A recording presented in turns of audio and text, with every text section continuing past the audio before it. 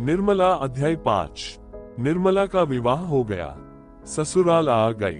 वकील साहब का नाम था मुंशी तोताराम। सांवले रंग के मोटे ताजे आदमी थे। उम्र तो अभी 40 से अधिक न थी, पर वकालत के कठिन परिश्रम ने सिर के बाल पका दिए थे। व्यायाम करने का उन्हें अवकाश न मिलता था, वहां तक कि कभी कहीं घूमने भी न जाते, इसलिए तोंद निकल आई थी। देह के स्थूल होते हुए भी आए दिन कोई न कोई शिकायत रहती थी। मंदाग्नि और बवासीर से तो उनका चिरस्थायी संबंध था, अतः बहुत फूंक फूंक कर कदम रखते थे। उनके 3 लड़के थे। बड़ा मनसाराम 16 वर्ष का था, मंझला जियाराम 12 और सियाराम 7 वर्ष का। तीनों अंग्रेजी पढ़ते थे।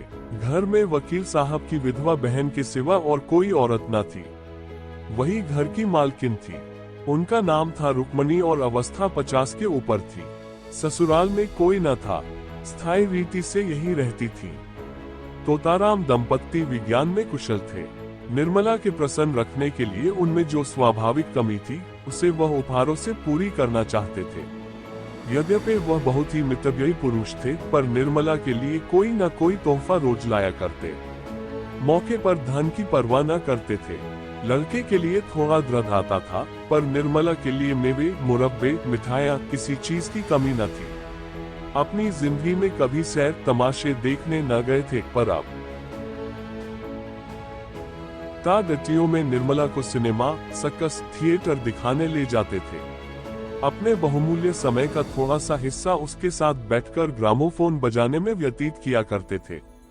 लेकिन निर्मला को न जाने क्यों तोताराम के पास बैठने और हुस्ने बोलने में संकोच होता था। इसका कदाचित ये कारण था कि अब तक ऐसा ही एक आदमी उसका पिता था, जिसके सामने वह सिर झुकाकर, देह चुराकर निकलती थी। अब उनकी अवस्था का एक आदमी उसका पति था। वह उसे प्रेम की वस्तु नहीं, सम्मान की वस्तु समझती थी। उनसे भागती फिरती, उनको देखते ही उसकी प्रफुल्लता पलायन कर जाती थी। वकील साहब को दंपत्ति विज्ञान न सिखाया था कि युवती के सामने खूब प्रेम की बातें करनी चाहिए, दिल निकालकर रख देना चाहिए, यही उसके वशीकरण का मुख्य मंत्र है। इसलिए वकील साहब अपने प्रेम प्रदर्शन में कोई कसर न रखते थे। लेकिन निर्मला को इन बातों से घृणा होती थी। वही बातें जिन्हें किसी युवक के मुख से सुनकर उनका हृदय प्रेम से उन्मत्त हो जाता, वकील साहब के मुंह से निकलकर उसके हृदय पर शर के समान आघात करती थी।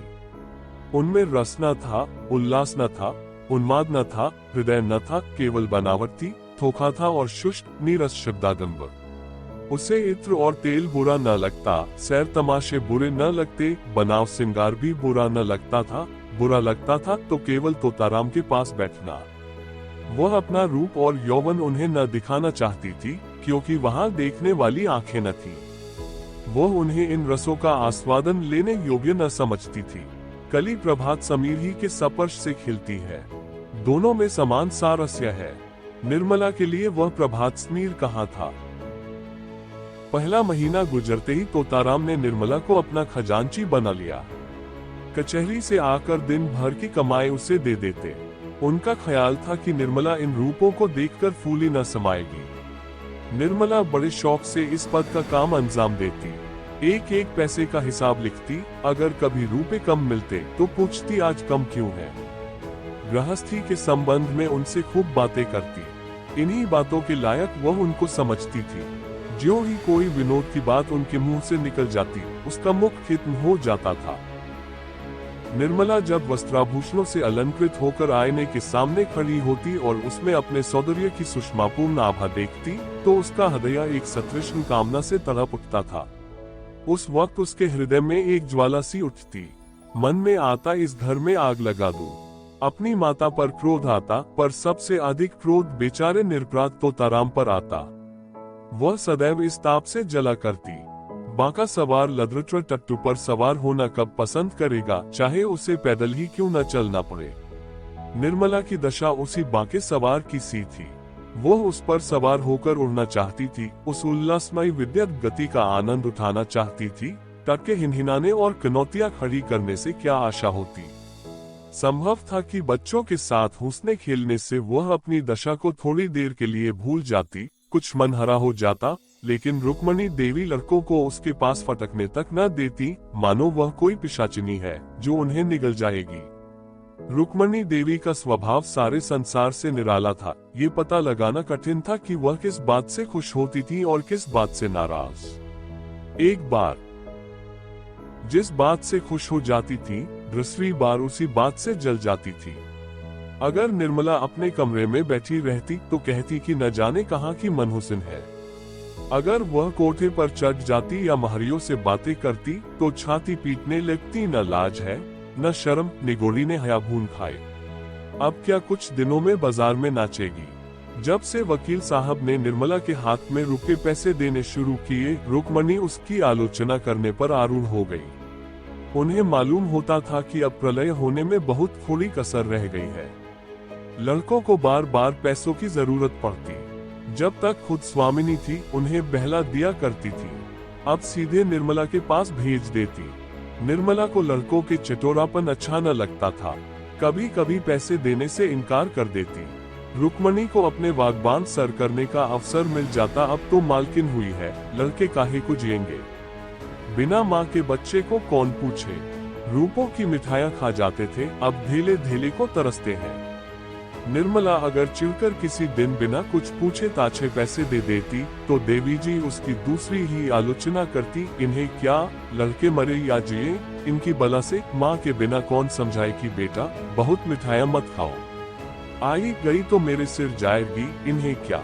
यहीं तक होता तो निर्मला शायद जब्त कर जाती, पर देवी जी तो खुफिया पुलिस से सिपाही की भांति निर्मला का पीछा करती रहती थी।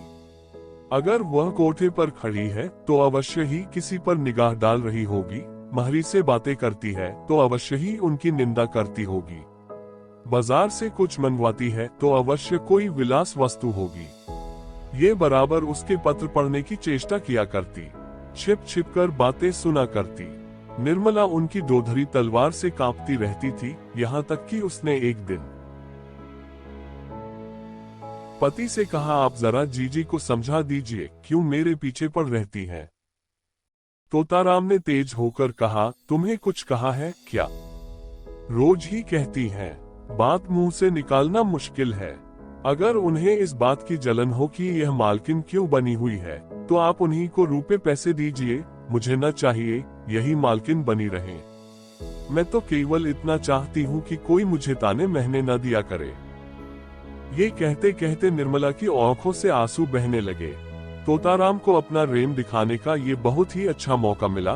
बोले, मैं आज ही उनकी खबर लूंगा, साफ कह दूंगा, मुंह बंद करके रहना है तो रहो, नहीं तो अपनी राह लो।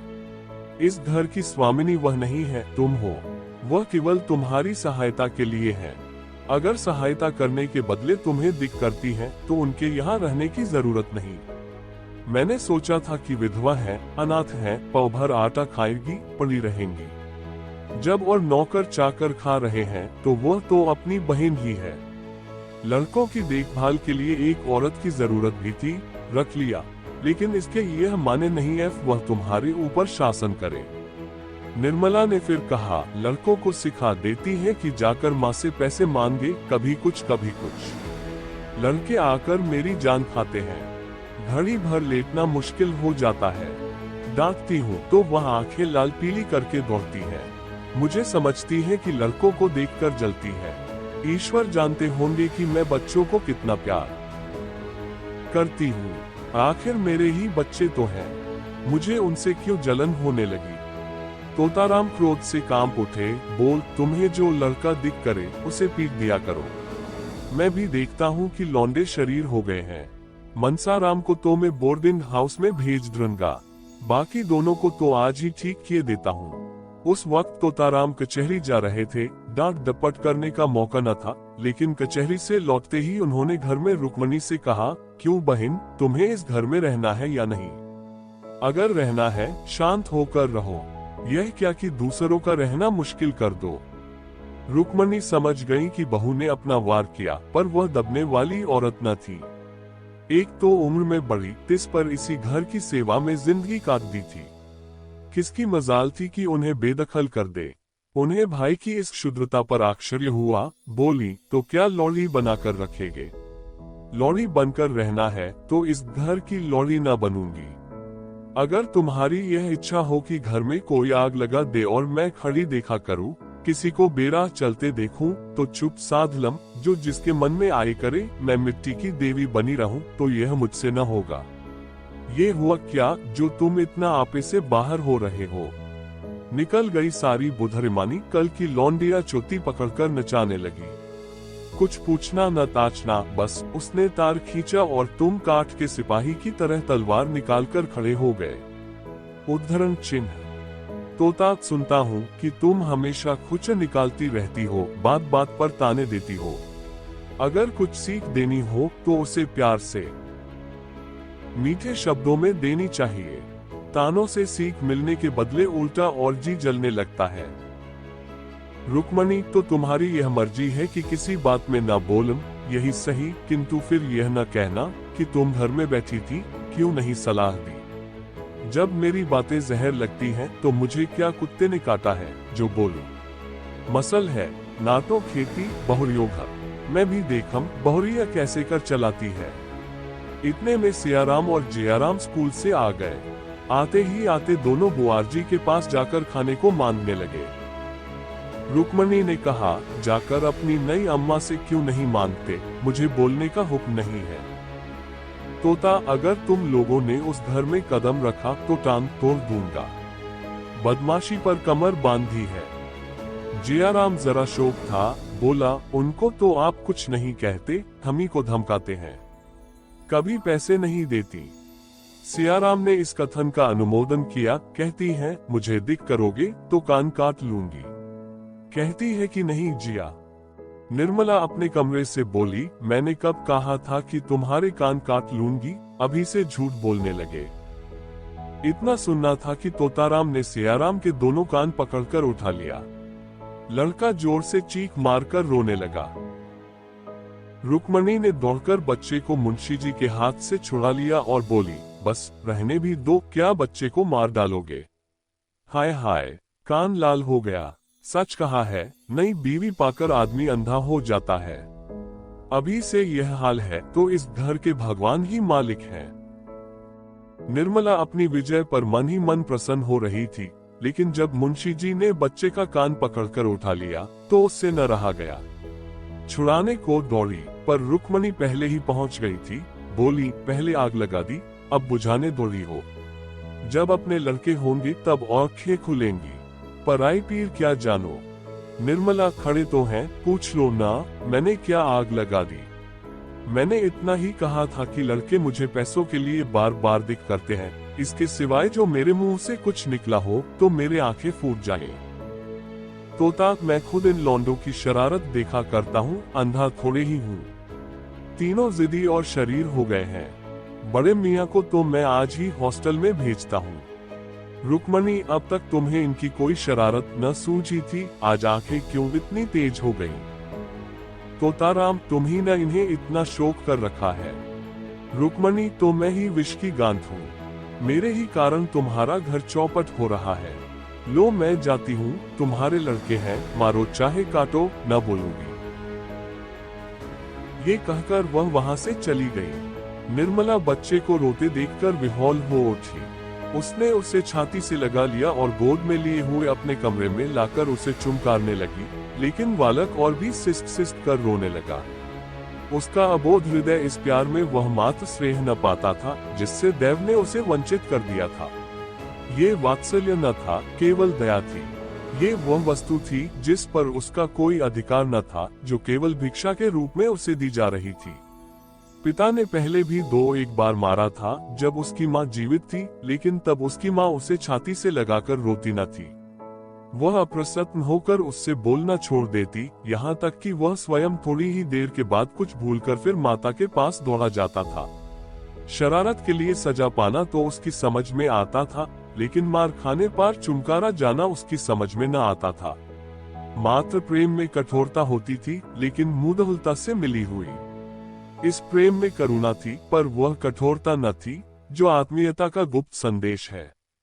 स्वस्थ अन्न की परवाह कौन करता है, लेकिन वही अन्न जब किसी वेदना से टपकने लगता है तो उसे ठोस और धक्के से बचाने का यत्न किया जाता है।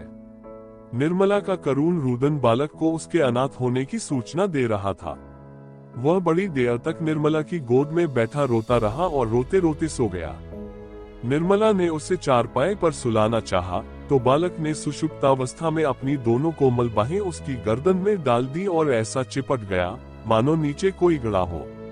शंका और भय से उसका मुख विकृत हो गया।